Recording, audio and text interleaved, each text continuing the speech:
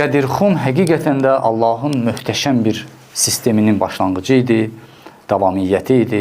Qədirxum odur ki, Allah heç vaxt insanları öz başına buraxmır, onları yaddan çıxarmır. Qədirxum yerlə səmanın əlaqəsinin kəsilməməsinin mesajı idi. Yəni, düzdür, sonuncu peyğəmbəri mən seçdim. O peyğəmbər, Həzrət Peyğəmbər sonuncu peyğəmbərdir. Amma mənim nümayəndəm həmişə olacaq sizin aranızda.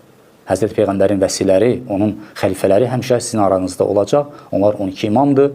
Həzrət Əli ilə başlayır və İmam Zaman əleyhissalamla bitəcək. Bax, bu İmam Zaman əleyhissalamın gəlişi bir daha, gələcəyi və o vəd olunması bir daha sübut edir ki, bu Allahın seçimidir.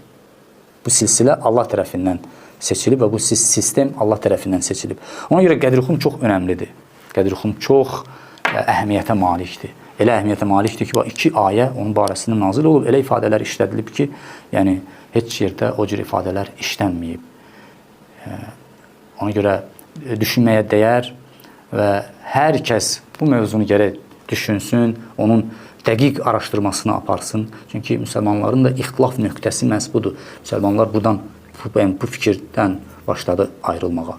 Ona görə biz gərək o ixtilaf nöqtəmizi bilək ki, diskussiya da edə bilək, sülhə şərait yarada bilək, cahilcəsinə addım atmayaq və vəhdətə səbəb olaq, İnşallah ki, Allah təbarək və təala bizi bu vilayət yolunda sabit qədəm qərar versin və bu vilayət yolunda bizi xidmətçi qərar versin. Allah təbarək və təala bizi Əhl-i Beytdən ayırmasın, Həzrət Əlinin vilayətindən ayırmasın inşallah. Bir daha Qədirxum münasibəti ilə hamınızı təbrik edirəm. Allah təala inşallah öz nemətini sizə nazil etsin inşallah. Əssalamu aleykum və rəhmətullah.